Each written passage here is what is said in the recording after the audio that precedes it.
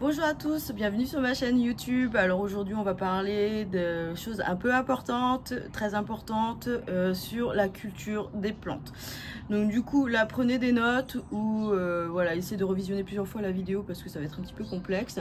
Surtout un des conseils que j'ai à vous dire, c'est surtout d'aller faire la liaison concernant cette vidéo sur le pH et la conductivité des substrats avec les engrais. Donc si vous n'avez pas vu cette vidéo, allez la voir avant et ensuite venez voir cette vidéo là, tout simplement parce que tout est lié. Moi je vous fais des vidéos un petit peu imbriquées les unes sur les autres, donc c'est à dire que c'est comme des cours, il y a un chapitre 1, il y a un chapitre 2 et sans avoir compris le chapitre 1 vous pouvez pas passer au chapitre 2.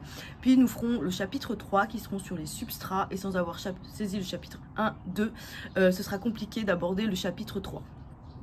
Donc du coup voilà, là aujourd'hui on va parler un petit peu des pH des substrats et de la conductivité, ce que vous pouvez lire derrière les terreaux. Donc ça j'arrête pas de vous le dire, c'est lisez derrière les étiquettes des terreaux, il y a des normes, ils sont obligés de vous les indiquer normalement, et donc là on va un petit peu débroussailler le côté pH et le côté conductivité. C'est méga important pour les plantes, même si voilà on vous dit pas grand chose, mais moi j'aime bien appuyer sur les trucs vraiment importants et qui semblent être des détails, mais pour autant c'est pas des détails, c'est vraiment si vous voulez être un peu plus pointilleux sur la culture de vos plantes pour savoir si elles vont bien ou pas, je vous assure que le pH et la conductivité un peu moins, mais au moins le pH c'est méga important. Pourquoi ? Tout simplement parce que si vous avez des problèmes de carence chez les plantes ou des excès, c'est-à-dire des brûlures, parfois c'est lié au pH. Donc le jaunissement, le brunissement des feuilles, un des principaux problèmes parfois c'est le pH. Pour moi il arrive en 3e, 4e position au niveau du jaunissement des feuilles, mais il arrive quand même. Donc du coup voilà, c'était pour vous expliquer pourquoi vous avez parfois des plantes qui jaunissent. Donc il faut marcher par critère d'exclusion. Donc voilà, si c'est pas un problème d'arrosage, si c'est pas des nuisibles, c'est peut-être le pH. Donc du coup voilà, donc je vais vous expliquer pourquoi. Alors déjà le pH, qu'est-ce que c'est? Le pH c'est ce qui fait c'est ce qui permet aux êtres vivants de fonctionner en gros. Donc c'est ce qui permet aux êtres vivants d'assimiler certaines choses, de les dégrader, de synthétiser leurs enzymes et tout ça. Le pH il se mesure avec des chiffres. Donc du coup entre 0 et 14. Donc entre 7 et 0 vous êtes du côté acide et après 7 et 14 vous êtes du côté alcalin. Là, on va parler uniquement des aracées, donc pas de toutes les plantes, puisqu'il y a des fourchettes sur les plantes. Donc là, on va se cantonner aux tropicales, les aracées. Il y a une grosse partie aussi des tropicales qui vont de ce côté, hein. Donc les plantes tropicales, elles sont plutôt acidophiles, donc c'est-à-dire en dessous de 7. Donc ça c'est le pH du substrat. Vous pouvez mesurer le pH du substrat avec un pH mètre ou utiliser d'autres produits comme des pastilles, et vous allez utiliser un petit peu le lessiva de votre eau d'arrosage pour mesurer votre pH. Donc vous pouvez utiliser des bandelettes et tout ça, il n'y a pas de souci, ça fonctionne très bien. Ça c'était juste pour le mesurer, hein.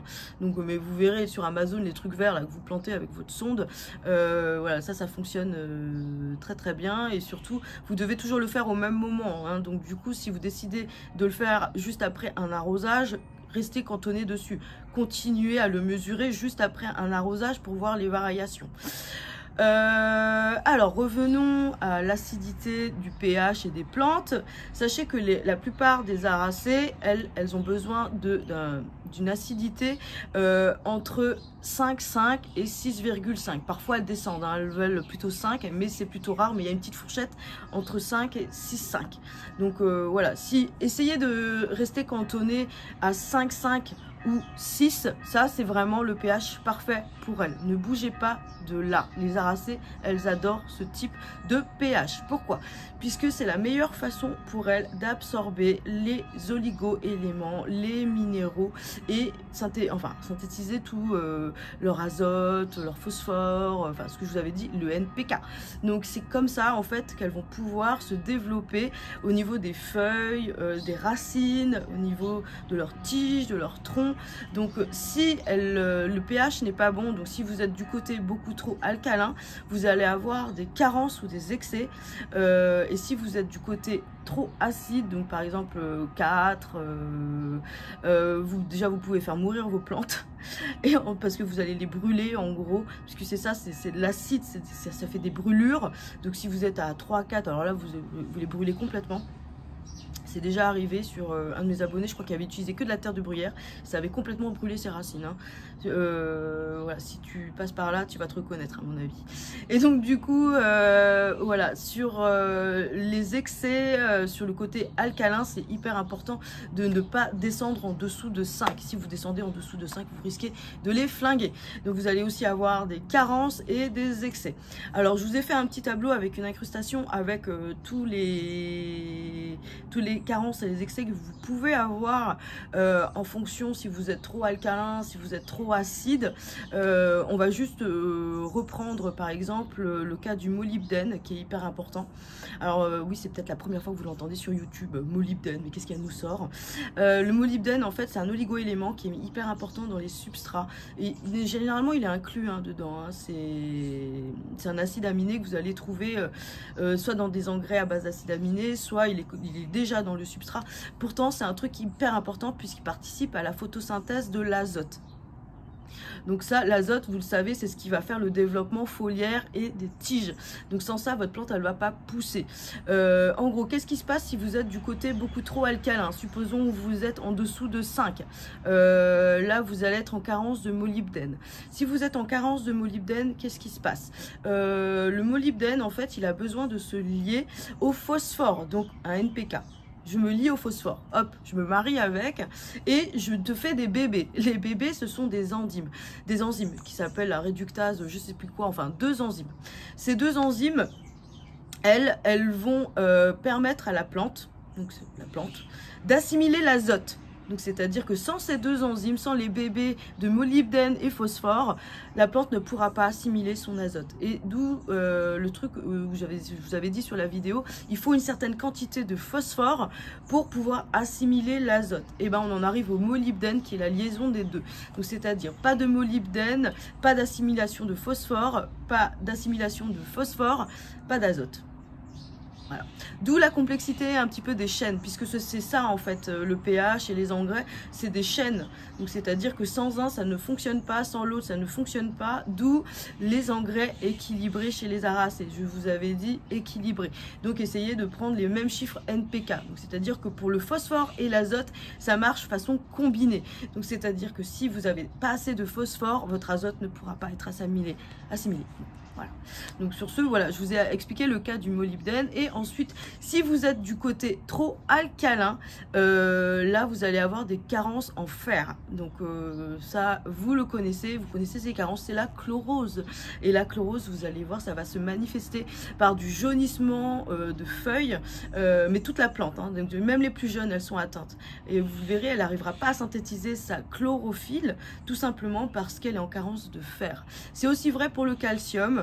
C'est aussi vrai pour plein de choses. Vous allez voir, les plantes, elles vont pas se développer comme vous voulez. Elle vous fera pas des grosses feuilles. Elle vous fera des feuilles très très ternes, généralement lorsqu'elle est en manque d'engrais. Enfin voilà, vous allez le voir, les nouvelles pousses, elles sont pas jolies quoi. Et les anciennes, elles vont tomber. Donc du coup voilà, faites attention aussi avec les problèmes de rempotage, hein. Parfois c'est juste des racines qui sont un petit peu trop à l'étroit dans leur peau. Donc parfois c'est assez similaire les symptômes. Donc du coup faites attention à ça, essayez d'exclure, voilà, dépoter votre plante, regardez si le chignon il est pas trop serré en bas, s'il est hyper constipé, votre chignon, bah, c'est sûr qu'il va falloir rempoter et lui faire un peu plus de place. C'est pas toujours le substrat, mais parfois c'est combiné, hein. Ça veut dire que si le chignon il est trop serré, que votre substrat il est pauvre, ça fait 1 an que vous l'avez pas changé, ben ça peut être les deux, ça peut être racine trop étroite et carence en plus. Donc voilà, sachez qu'il n'y a pas toujours qu'un seul truc, hein. Parfois ça se cumule, hein, aussi les problèmes. Donc du coup voilà, ça c'était pour le pH.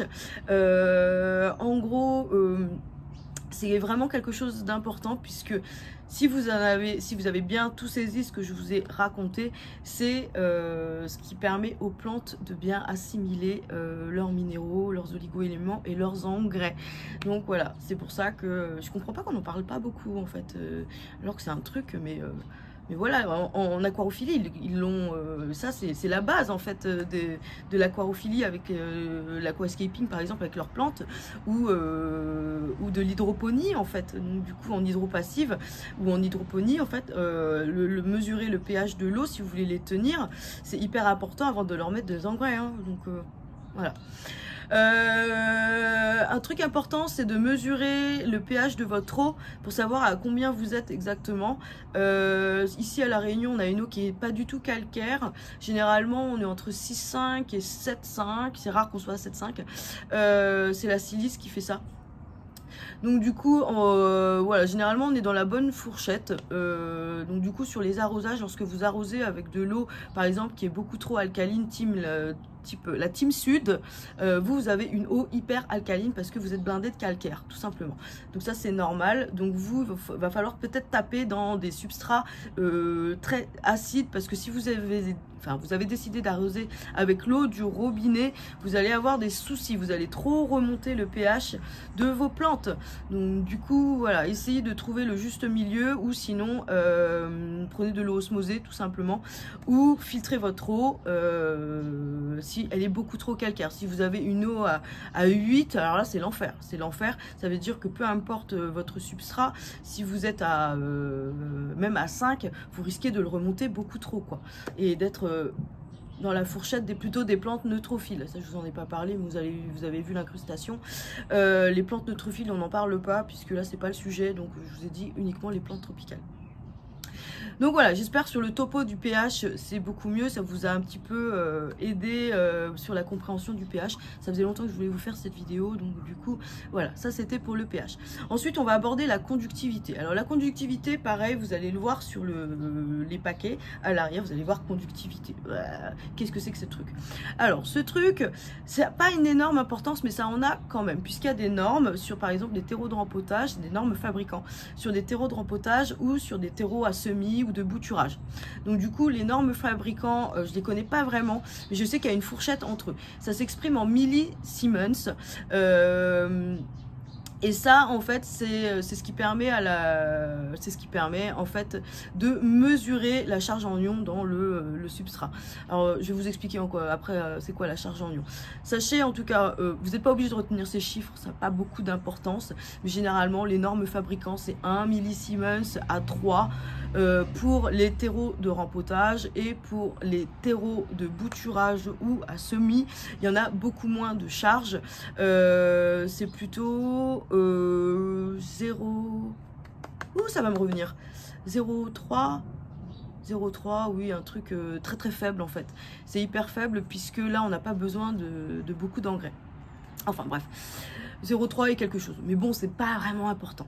À quoi ça sert exactement? Ça vous sert à savoir si votre plante, elle assimile bien ses engrais. Donc ça se mesure avec un testeur à conductivité. Ça coûte une blinde, c'est pour ça que je vous en parle pas, ça coûte hyper cher. Je suis pas sûre que voilà, ce soit hyper utile pour tout le monde. C'est utile, mais c'est tellement cher et c'est tellement précis que là on rentre vraiment dans des cultures voilà, d'agroalimentaire. Donc du coup, c'est pour ça que je n'en ai pas parlé, mais voilà, pour ceux qui seraient intéressés pour savoir ce que c'est, je vous en parle là maintenant. Alors, comment ça marche? Alors je vous explique pas comment on fait pour le mesurer en agroalimentaire parce que là c'est hyper compliqué, c'est des laboratoires qui le font, ils ont des techniques bien précises. Nous, sachez que particulier, on peut le mesurer avec le testeur à conductivité, avec votre eau. Donc lorsque vous avez une eau osmosée, sachez qu'il n'y a plus de minéraux, il n'y a plus rien. Donc normalement sur la conductivité vous êtes à 0, il n'y a plus de charge en ions. C'est pour ça qu'il y a des plus derrière les formules chimiques. Un Na+, c'est-à-dire sodium, c'est une charge positive. Magnésium, Mg2+, c'est des charges positives, 2 charges positives. Donc c'est pour ça que je vous dis ce sont des charges en ions. Ça, en fait, ce qui se passe, c'est que lorsque vous avez une eau osmosée, vous avez tout retiré. Il n'y a plus de charge, il n'y a plus de magnésium, il n'y a plus de sodium, il n'y a plus rien. Donc 0. Lorsque vous utilisez votre eau du robinet, il y a des sels encore, ce sont des sels. Et donc vous avez une charge, généralement c'est 0,4. Vous êtes plutôt à 0,4. Alors ça c'est le chiffre général, mais sachez que vous pouvez être bien au-dessus. Par exemple, toujours la team sud, vous avez une eau beaucoup plus calcaire et donc vous avez une eau qui est parfois beaucoup plus chargée en conductivité. Donc du coup, ce qui est tout à fait logique, elle est plus calcaire. Donc voilà. Supposons que je vais vous apprendre à mesurer la conductivité pour savoir si vos engrais, la plante, elle les pompe bien ou pas.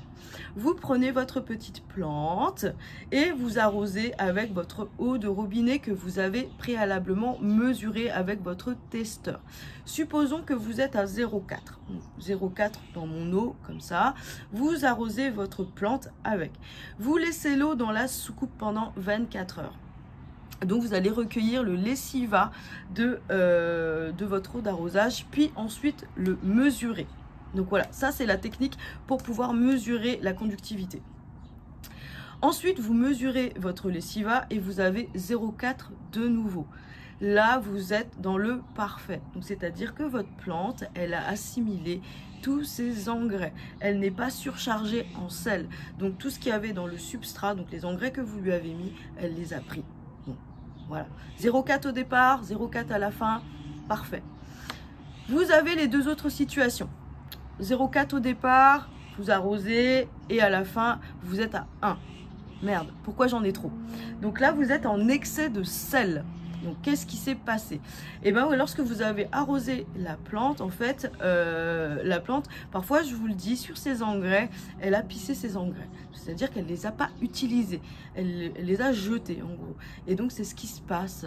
Vous avez tous les engrais, tous les oligo-éléments que vous lui avez mis, en fait, elle s'en est débarrassée parce qu'elle ne les a pas utilisés. Et donc, c'est pour ça que vous êtes en excès dans votre lessiva. Donc c'est ça en fait, ça vous permet de mesurer ça. Donc voilà, votre plante elle prend pas ses engrais. Donc il va falloir peut-être changer l'exposition, va peut-être falloir faire quelque chose, ou elle est tout simplement en végétation, ou elle a un problème de nuisible, enfin bref, elle ne pompe pas ses engrais, ça c'est sûr. Troisième situation, vous êtes à 0,4 au départ, et ensuite à la fin vous êtes à 0. C'est-à-dire 0, plus rien. Qu'est-ce qui s'est passé? Donc là, votre plante, elle est plutôt en dénutrition. C'est-à-dire que votre plante, en plus de ce qu'il y avait dans le substrat, elle les a gardés. Elle a gardé tout ce que vous avez mis en sel dans votre eau. Donc c'est-à-dire qu'elle a gardé sûrement le calcium, le magnésium, puisqu'il y a ça en fait dedans, hein, dans votre eau de robinet. Elle a gardé tout ça et elle les a gardés dans son substrat pour elle. Donc voilà, c'est pour ça que vous êtes à 0 à la fin, c'est qu'elle a tout pompé. Donc c'est pour ça que c'est important, voilà, le pH et la conductivité. La conductivité, ça vous donne une indication sur sa consommation d'engrais. Je vous barbarise tout ça, hein. Donc tout ça c'est version vulgaire, hein. Pour que votre compréhension elle soit facile. Parce que c'est beaucoup plus complexe que ça, puisqu'il y a l'évaporation, il y a des variations en fait à prendre en compte sur l'évaporation, les températures et tout ça. Mais bon là je vous explique ça vraiment en version vulgaire. Donc du coup voilà, sachez que ça fonctionne comme ça la conductivité. Et on en revient au terreau de rempotage et au terreau à semis. C'est pour ça que la conductivité sur les terreaux de rempotage elle est beaucoup plus élevée que sur les terreaux à semis, où bien sûr vous n'allez pas tout de suite mettre des engrais. C'est pour ça qu'il y a très peu de charge en ion, puisque on met pas beaucoup d'engrais généralement sur les bébés en fait. Ça n'a pas d'intérêt, ils n'ont pas beaucoup de racines, donc elle va pas beaucoup pomper les engrais. Donc voilà, ça sert à rien de les blinder alors que là elle est en train de prendre. Par contre sur les terreaux de rempotage, pour aider la plante à se rétablir, généralement il y a beaucoup plus de conductivité justement pour aider la plante à reprendre tout son NPK et tous ses oligo-éléments. Donc voilà, ça c'était une story, enfin une story. C'est une vidéo assez longue, j'espère que voilà, j'en ai pas perdu trop en route. Je suis désolée, j'ai essayé de vous expliquer de façon très vulgarisée. Si vraiment vous avez des soucis de compréhension et tout ça, et si vous vous jetez dans la mesure de la conductivité et du pH, voilà, venez me voir sur Instagram, j'essaierai de vous répondre à vos questions. Sur ce, je vous fais des énormes bisous et je vous dis à bientôt pour la prochaine vidéo sur ce type de vidéo culture, où là on abordera les substrats et là je pourrais vous parler un petit peu plus de la tourbe, de son pH, pourquoi c'est bien, de ses inconvénients, des substrats de rempotage, des substrats, voilà, quand vous allez voir différents titres, terreau de rempotage pour plantes vertes, qu'est-ce que ça veut dire, terreau horticole, qu'est-ce que ça veut dire, voilà, tout ça en fait vous allez un petit peu mieux comprendre les différences entre tous ces petits noms un petit peu barbares que vous avez du mal un petit peu à comprendre en jardinerie. Je prends lequel, le terreau de rempotage, le terreau horticole, voilà, mais comme ça ce sera plus simple. Sur ce, gros bisous et à bientôt pour la prochaine vidéo.